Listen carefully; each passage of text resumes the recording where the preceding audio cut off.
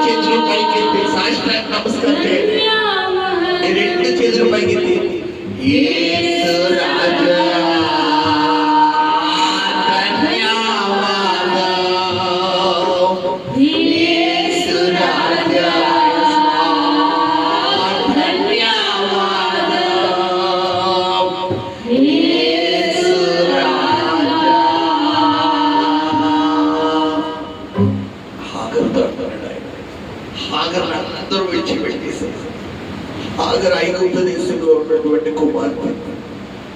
ఆమె తనకు తెలియకుండానే ఆమె ఐగుప్తు దేశం నుండి బానిసగా అబ్రహాము శారా తీసుకొచ్చారు.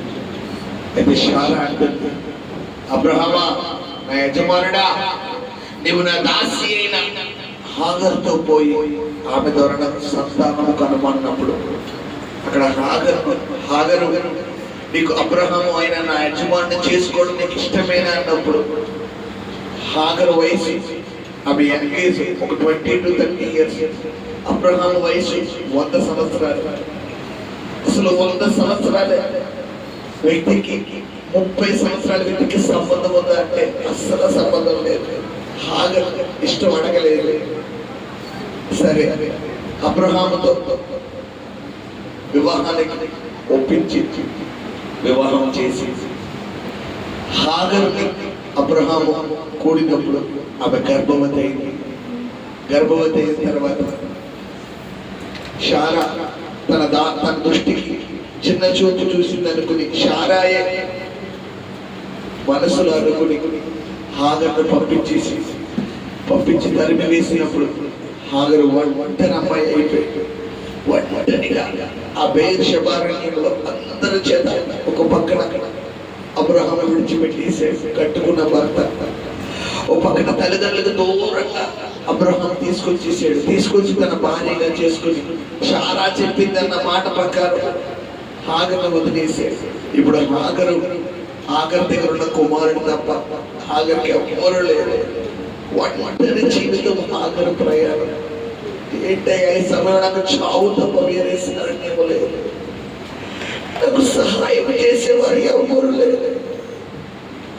పట్ల జాగ్రత్త తీసుకునేవారు ఎవరు లేరు. నా పరిస్థితి ఏంటి ప్రభు, నా పరిస్థితి ఏంటి నాకు అర్థం కావట్లేదని. అరణ్యము అంటే అక్కడక్కడ సహాయం చేసేవారు ఉండరు. అరణ్యము అంటే ఒంటరి ప్రయాణం. అరణ్యము అంటే ఆకలి వేసిన, దాహం వేసిన మనల్ని శాంతించేవారు ఎవరు ఉండరు. అరణ్యము అంటే భయము, అరణ్యము అంటే శోధన. అటువంటి బెయేర్షెబ అరణ్యములో ఆగరు తన కుమారుని దూరంగా విడిచిపెట్టి ఏడుస్తుంది. ఏంటయ్యా నా జీవితం ఏంటి, నాకు అర్థం కావట్లేదు, అసలు ఏం చేయమంటావు చెప్పు అన్నప్పుడు దేవుడు ప్రత్యక్షమయ్యాడు.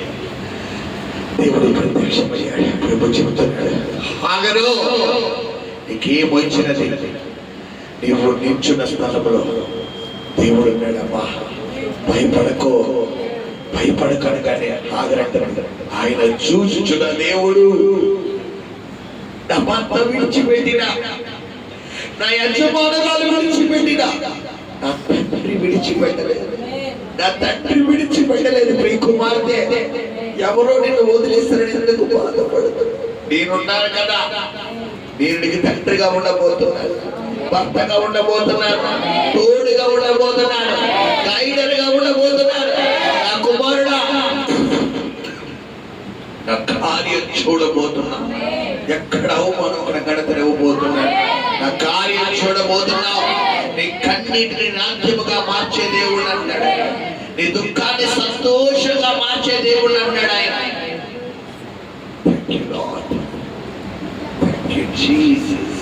నన్ను చూచువాడా,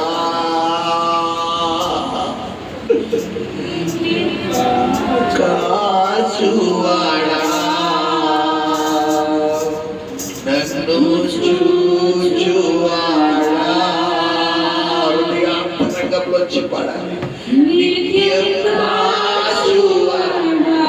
మనుషుల ప్రేమ కొరకు, మనుషుల ఆప్యాయత కొరకు పరిగెత్తావు కదా, ఆయన చూస్తున్నాడు.